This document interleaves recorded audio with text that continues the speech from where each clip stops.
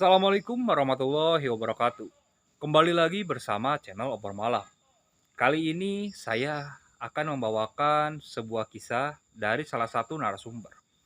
Ia mempunyai suatu pengalaman di saat ia sedang indekos dan indekosnya itu berdekatan dengan rel kereta api. Ia mengalami gangguan dari para makhluk yang kebetulan memanfaatkan kejadian yang pernah terjadi di rel tersebut. Bagaimana kisahnya? Simak terus videonya sampai selesai. Dan jangan lupa klik tombol subscribe-nya, oke? Kita mulai ke ceritanya.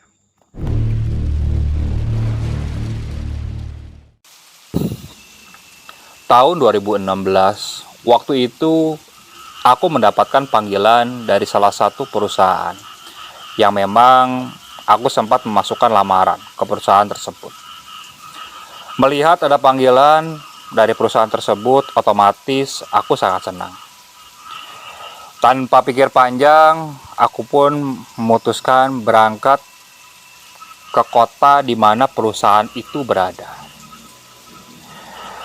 Ada beberapa teman yang berangkat satu daerah bersamaku. Ada sekitar 5 orang. Sesampainya di lokasi perusahaan tersebut, kita harus melewati psikotes. Dan alhasil saya lolos. Namun keempat rekan saya ternyata gagal. Otomatis saya berada di kota ini tanpa teman yang satu daerah. Karena hasilnya dari tes tersebut saya lolos dan harus bekerja. Otomatis saya harus mencari tempat untuk tinggal. Berbekal dari kenalan sewaktu tes yang kebetulan ada orang wilayah tersebut. Akhirnya ia menawarkan satu lokasi. Ya memang kalau disebut dekat, enggak juga.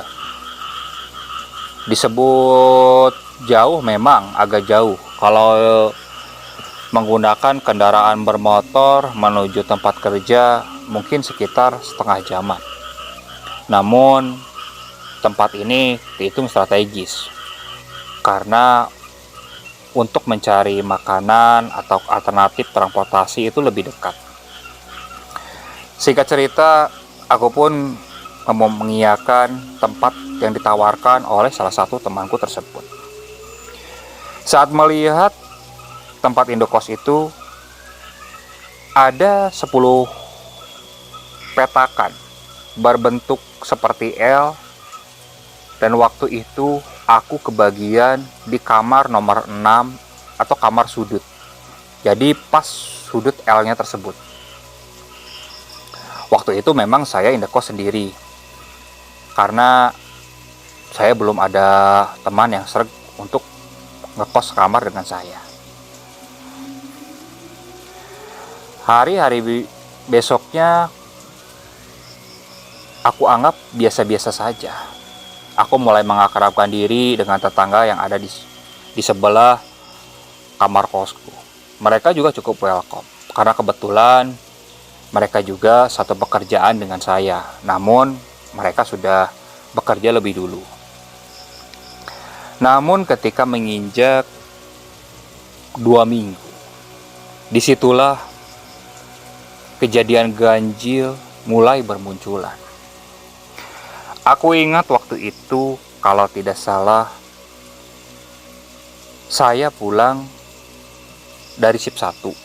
Otomatis saya sampai kosan itu sekitar pukul setengah 5. Seperti biasa, setelah datang ke kosan, saya sempatkan dulu untuk mencari makan. Setelah itu saya istirahat. Nah, maghrib baru bangun.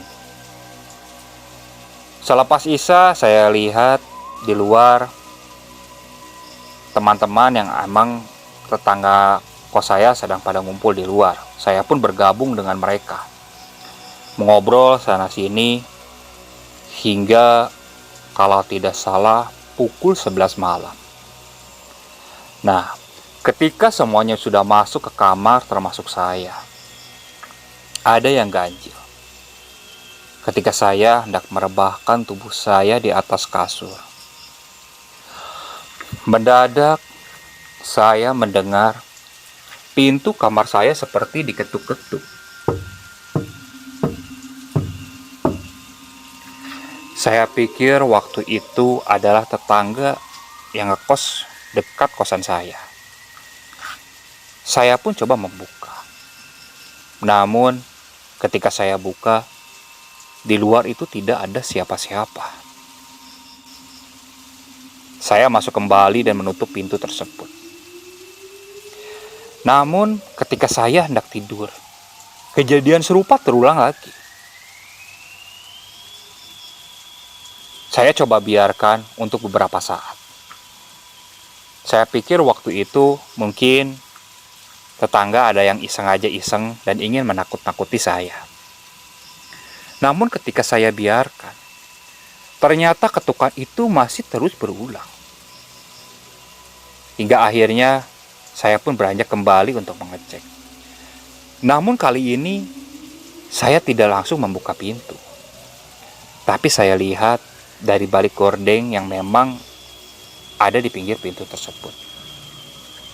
Namun ketika saya lihat, ternyata tak ada siapa-siapa di luar. Saya coba membuka pintu dan melihat.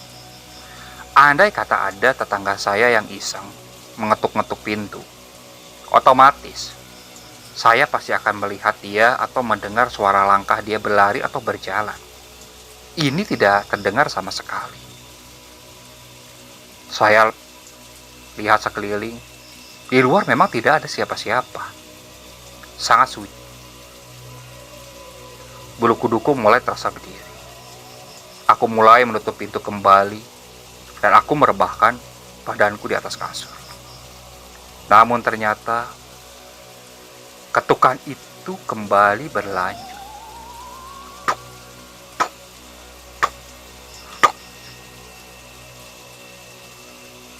Sempat berhenti beberapa detik. Dan ku dengarkan lagi, ternyata ketukannya berpindah ke kamar di sebelah tempat kosku. Dan aku coba dengarkan lagi. Ternyata ketukan itu terus berpindah, seperti mengetuki satu persatu pintu di kamar kos tersebut.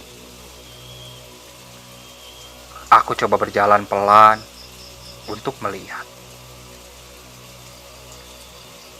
Namun tetap saja, ketika aku buka, ternyata tak nampak ada siapapun.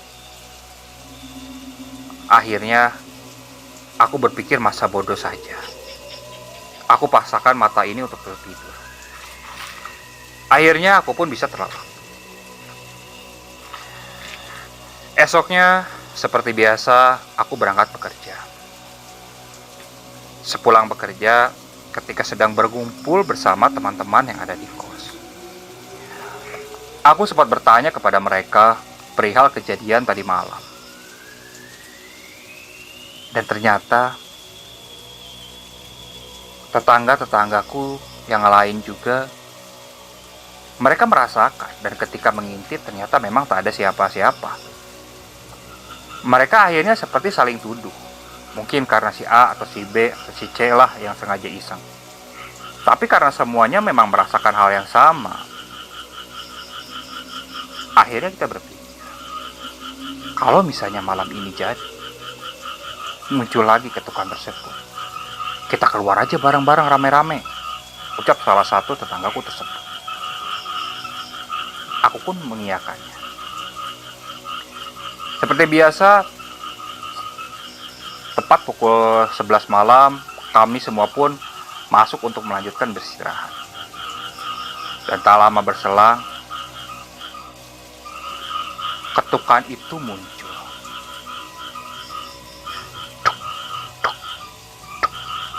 Berawal dari kamar paling ujung dan maju terus ke kamar nomor 2, ke-3, ke-4, ke-5, dan ke-6. tepat di kamarku. Karena mungkin semuanya mendengar, entah kenapa ketika di keenam di kamarku, aku langsung berlari mendekati pintu dan membuka. Sontak teman-teman yang lain juga berpikir yang sama. Namun tetap kita tak melihat ada orang di sana. Kita hanya saling berpandang-pandangan di depan pintu. Seperti memberi kode satu sama lain bahwa ini bukan perbuatan manusia. Tanpa pikir panjang, kami pun lalu menutup pintu dan langsung beristirahat. Dan seperti biasa, ketukan itu terus berulang. Namun, ketika mungkin sudah 1 jam, mulai diikuti dengan suara tawa. Suara tawanya seperti suara tawa anak kecil. Seperti tawa ia sengaja bermain dan mengisengi kita semua. Aku yang waktu itu memang belum bisa tertidur. Coba memokuskan telingaku kemana arah suara ini. Suara itu seperti berlari ke ujung, ke kosan yang paling awal, dan berlari lagi ke ujung kosan nomor 10. Dan terus seperti itu. Alhasil, karena penasaran, akhirnya aku coba mengintip dari balik gordeng jendela. Ketika arahnya sudah melewati kamarku, aku coba mengendap-endap dan mengintip. Alhasil, aku mulai melihat ada sosok bayangan anak kecil. Ia sedang berlari-lari dengan riang. Waktu itu aku melihatnya ia sambil membelakang, berlari mendekati ke kamar nomor 10. Namun, betapa terkejutnya ketika ia berlari kembali menuju arah kamarku. Disitulah kulihat wajah anak kecil yang cukup menyeramkan. Bagaimana tidak? Terlihat dari wajah anak kecil itu, wajah sebelahnya hancur. Tangan kanannya sambil berlari terlihat patah dengan darah yang masih terlihat dari tangannya tersebut. Melihat itu, aku langsung menutup gordeng dan langsung berlari ke atas ranjangku. Aku mulai menutupi seluruh tubuhku dengan selimut. Rasa takut sudah tak lagi bisa kubendung. Tak kenapa, sepertinya sosok itu mengetahui kalau aku mengintipnya dari balik gordeng. Kenapa aku bisa bilang seperti itu? Karena ketika ia melewati kamar, aku merasakan sosok itu berdiri di depan pintu. Dan ternyata benar. Pintu kamarku mulai diketuk-ketuk.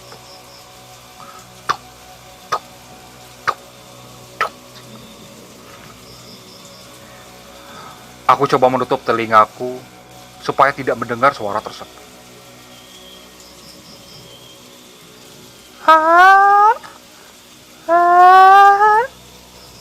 Main keluar yuk.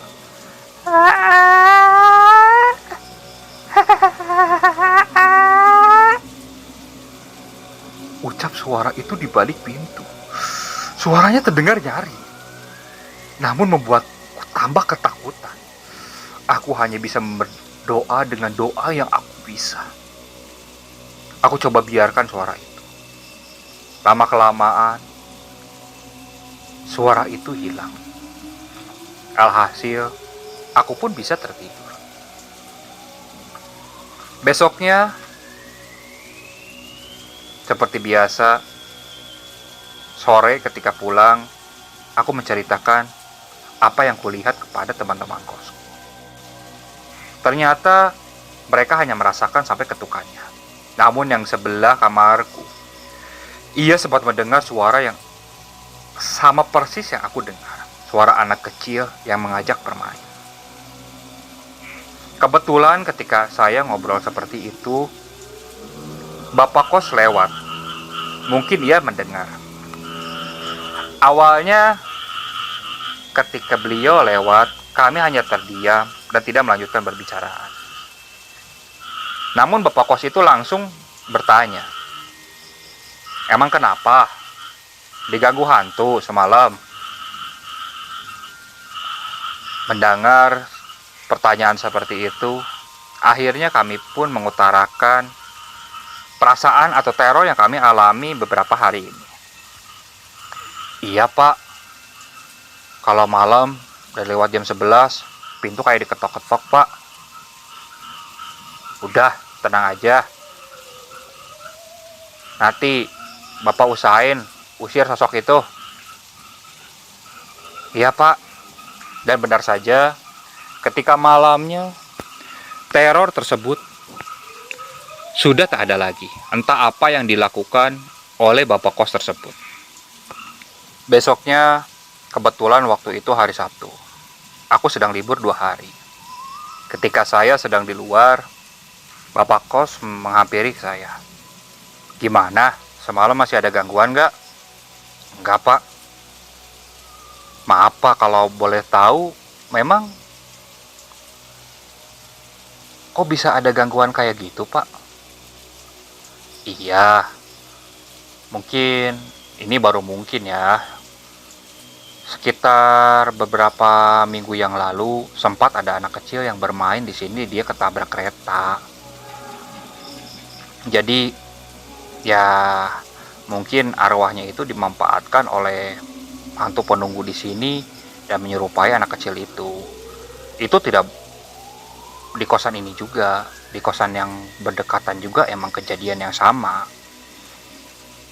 Namun bapak udah berkonsultasi dengan orang yang cukup ngerti hal ini dan dia bisa memindahkan makhluk tersebut." "Oh, berarti aman ya pak?" "Insya Allah aman. Udah tenang aja yang betah kontrak di sini ya." "Iya pak." Lalu bapak kos itu berlalu meninggalkan saya. Sorenya ketika saya bangun tidur, kalau tidak salah selepas asar, saya mendengar riuh-riuh di dekat penyeberangan rel kereta api. Kebetulan di dekat kos saya memang ada penyeberangan, namun penyeberangan itu tanpa palang. Karena penasaran, saya pun keluar dan melihat ke arah keramaian itu. Dan ternyata ada suatu musibah. Ada seorang perempuan yang kebetulan lewat di rel tersebut. Entah kenapa, karena mungkin ia kagok atau memang motornya mendadak mogok di tengah-tengah rel, akhirnya ia tertabrak oleh kereta api yang lewat. Saya tak melanjutkan melihat kondisinya karena takut terbayang-bayang yang malam. Aku lalu masuk lagi ke kamar kos. Setelah kejadian itu, mungkin sekitar 4 hari dari kejadian itu. Kebetulan waktu itu saya udah oper shift ke shift malam atau shift 2. Jadi kalau shift 2 saya pulang sekitar jam 12 dari pabrik dan mungkin nyampe ke kosan itu sekitar setengah 1 lebih. Dari hari keempat itu ketika saya pulang dari tempat kerja, kebetulan rekan-rekan yang lain itu mereka pada shift 1. Jadi ketika saya datang, suasana di kosan itu sudah sepi. Namun entah kenapa, ketika saya sampai di depan pintu kosan, saya merasa seperti ada sesuatu yang mengawasi saya. Saya melihat ke kanan ke kiri, namun tak ada orang di sana. Namun perasaan ini tidak bisa hilang. Serasa ada sepasang mata yang terus melihat ke arahku. Dan ketika aku membuka pintu kamar kos, aku merasakan ada hawa dingin yang melewati belakang tubuhku. Padahal jelas-jelas waktu itu memang suasana sedang gerah-gerahnya. Tapi entah kenapa ketika aku membuka pintu kos itu, di belakangku serasa dingin. Cuma selintas, seperti ada yang melewat saja di belakang badanku.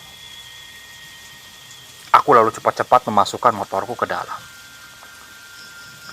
Setelah itu, aku bergegas untuk membersihkan diri, lalu makan makanan yang memang aku beli sebelum sampai ke kosan. Setelah selesai makan, aku pun sempat merokok dan mendengarkan musik. Namun entah kenapa, di kamar kos itu suasananya terasa seperti agak menyeramkan.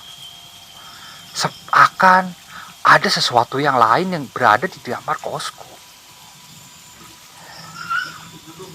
Setelah selesai merokok, aku pun merebahkan badanku. Entah kenapa ketika badanku direbahkan di atas kasur, mata ini serasa sangat berat. Padahal jelas-jelas ketika saya sedang duduk tadi, tak terasa rasa ngantuk sekalipun. Tanpa pikir panjang, aku pun langsung menutup mataku. Berharap bisa langsung tertidur dan menghilangkan rasa perasaan yang tidak enak yang kurasakan ini. Saat aku tertidur, antara sadar dan tidak sadar. Kalau disebut mimpi, ya bukan mimpi. Aku benar-benar merasakan. Aku merasakan badanku seperti disentuh sesuatu. Ada sebuah tangan yang sepertinya memegangi badanku dari mulai dada ke perut. Namun entah kenapa, mataku seperti susah untuk dibuka. Semua badanku terasa tak bisa digerakkan. Namun jelas-jelas aku merasakan sentuhan tangan tersebut. Dari rasa sentuhan tangan itu dapat aku gambarkan. Tangan itu berbentuk keriput dengan kuku yang agak panjang. Takut, memang benar-benar takut aku rasakan. Aku berusaha sekuat tenaga untuk membuka mataku. Namun tak kenapa, mataku seakan tidak bisa untuk aku buka. Mulutku yang aku gunakan untuk berbicara dan hendak ingin berteriak, serasa itu terkatuk dan susah untuk terbuka. Tanganku pun tak bisa bergerak. Alhasil, aku hanya berdiam sambil merasakan tangan itu terus memegangi daerah dadaku.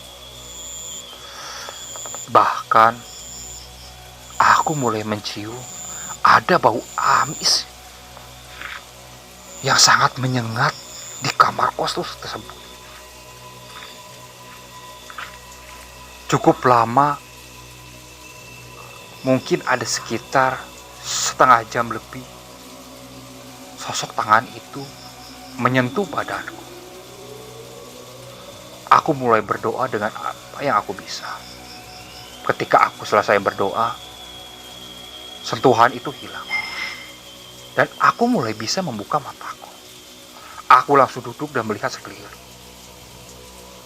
Tak ada siapa-siapa di sana. Hanya gelap. Karena memang kebetulan kalau aku tidur, lampu kamar pasti aku matikan. Namun, bau amis itu tidak hilang sama sekali. Aku coba tidur kembali dan menutupi seluruh tubuhku dengan selimut. Alhasil, aku pun bisa tertidur dengan nyenyak. Ketika pagi hari, aku merasakan bahuku sangat berat. Bahkan sampai aku di tempat kerja pun, bahu ini masih saja terasa berat. Hingga akhirnya pada waktu istirahat, kebetulan aku sedang berbicara atau mengobrol kepada salah satu rekanku yang sama-sama perantau juga. Namun ia beda wilayah. Ia seperti tahu dengan apa yang kurasakan. Awalnya dia bertanya, "Kenapa bahumu berat?" Mendengar pertanyaan seperti itu, Aku pun mengiyakan dan menceritakan apa yang kualami tadi malam. Ia hanya tersenyum. Dan tak berapa lama, ia mengusap bahuku sambil membaca sebuah doa yang aku kurang mendengarnya doa apa yang ia bacakan. Namun setelah itu, bahuku sangat ringan, seperti sedia kala. Ia lalu menyarankan kepadaku supaya aku mencari tempat kos yang baru. Namun karena kondisi waktu itu bulan pertama aku bekerja dan belum menerima gaji juga. Uang tabungan yang aku persiapkan untuk merantau memang sudah tipis. Jadi paling nanti sudah gajian aku baru pindah kos, ucapku. Ia sempat menawarkan supaya aku menginap dulu saja di tempat kosnya, sambil menunggu mendapat tempat kos baru. Namun karena aku gak enak, ditambah kenal juga baru, belum terlalu lama. Jadi aku agak sungkan untuk menerima tawarannya. Namun ia tetap memaksa. Ya udah, nanti aja aku pikir-pikir lagi, ucapku. Oh iya, makasih ya bantuannya. Ia hanya tersenyum. Selepas selesai bekerja seperti aktivitas biasanya, aku pun pulang ke rumah, ke kosan, dan tak lupa aku juga membeli makanan untuk aku makan di sana. Sesampainya di kosan, aku langsung membersihkan diri. Setelah itu lalu makan. Tak kenapa, ketika selesai makan, aku mulai merasakan kembali ada sesuatu yang menatapku di dalam kamar kosku ini. Aku lalu bergegas untuk tidur. Tak lupa, tubuhku aku tutupi dengan selimut. Tak berapa lama, aku pun mulai terlelap. Entah pukul berapa, kalau kira-kira mungkin jam 2 lebih lah. Aku mulai merasakan ada sesuatu yang menyentuh kakiku. Di situ aku mulai bisa bangun. Mataku mulai bisa kugerakkan. Namun aku tak langsung membuka mataku. Dan ketika kurasakan sesuatu yang menyentuh kaki itu seperti berupa tangan, aku mulai sedikit menarik kakiku. Dan ketika kaki kananku ditarik, aku tarik, tangan itu langsung menggenggam kaki kanan. Sontak dengan cepat, aku langsung membuka mataku dan membuka singkapan selimut. Ketika aku membuka mataku, alangkah terkejutnya dengan apa yang kulihat. Aku melihat ada sebuah sosok, bayangan hitam dengan rambut yang panjang. Ia sedang berjongkok, atau lebih tepatnya seperti merangkak. Tangan kirinya memegang tanganku. Aku belum terlalu jelas melihat wajahnya. Ketika aku mengambil handphone yang ada di pinggirku, aku langsung menyalakan lampu senter yang ada di ponselku. Di situ, aku langsung ketakutan. Bagaimana tidak, aku melihat seperti sosok itu seperti sosok perempuan dengan wajah yang hancur. Darah masih mengucur di wajahnya. Tangannya juga seperti hancur.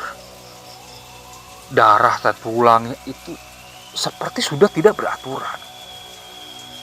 Terlihat sosok itu menyeringai dan terus merangkak mendekatiku. Aku mencoba berteriak, namun suaraku tidak keluar dari tenggorokanku. Padahal jelas-jelas aku sepertinya berteriak dengan sangat kencang. Namun suaraku seperti tidak keluar sama sekali. Dan ketika sosok itu tambah dekat, tepat ketika berhadap-hadapan denganku, disitulah aku mulai kehilangan kesadaranku. Alhasil, Aku baru bisa bangun mungkin sekitar tengah hari sesudah sholat zuhur. Aku sempat kaget ketika sempat terbangun. Kulihat sekeliling, tak ada yang aneh. Namun, di pergelangan kaki kananku, terlihat ada seperti bekas cengkraman. Di bekas cengkraman itu terasa gatal di kakiku.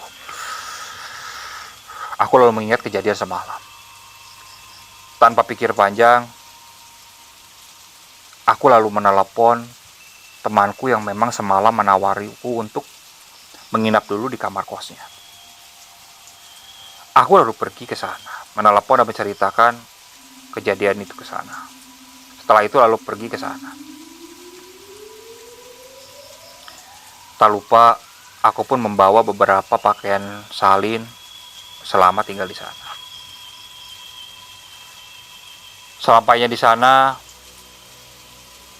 temanku hanya tersenyum ketika mendengar ceritaku seperti itu. Dan ia hanya bilang bahwasanya tempat yang kamu ceritakan itu apalagi dekat dengan tempat kejadian kecelakaan, pasti dimanfaatkan oleh makhluk-makhluk yang tak kasat mata dan menyerupai korban kecelakaan itu. Dan pasti area lingkungan di dekat itu pasti akan mengalami teror. Tak mengapa mungkin kamu yang jadi sasarannya, ujar temanku bercerita. Dan aku pun dari situ tak mau menginjak lagi ke kosan tersebut, kecuali siang hari. Singkat ceritanya, ketika akhir bulan, aku pun pindah ke dekat temanku yang menawariku untuk menginap sementara. Kebetulan pada akhir bulan ada salah satu kosan yang di dekatnya itu kosong. Jadi aku langsung pindah ke situ. Aku tak menceritakan apa yang kualami ke teman-teman yang ada di kosan yang sebelumnya. Namun ketika sudah 2 minggu aku pindah, aku mendengar kabar bahwasanya rekan-rekan yang lain juga akhirnya pindah. Ketika aku bertanya pas bertemu di pabrik, ternyata banyak dari mereka yang mengalami hal yang sama seperti yang aku alami. Karena tak tahan mereka pun lalu pindah. Oke, sekian untuk cerita kali ini. Saya mohon maaf apabila masih banyak kekurangan dalam pembawaan cerita. Terima kasih bagi kalian yang masih menonton cerita dari Obor Malam. Tetap support channel kami dan jangan lupa klik tombol subscribe-nya, oke? Assalamualaikum warahmatullahi wabarakatuh.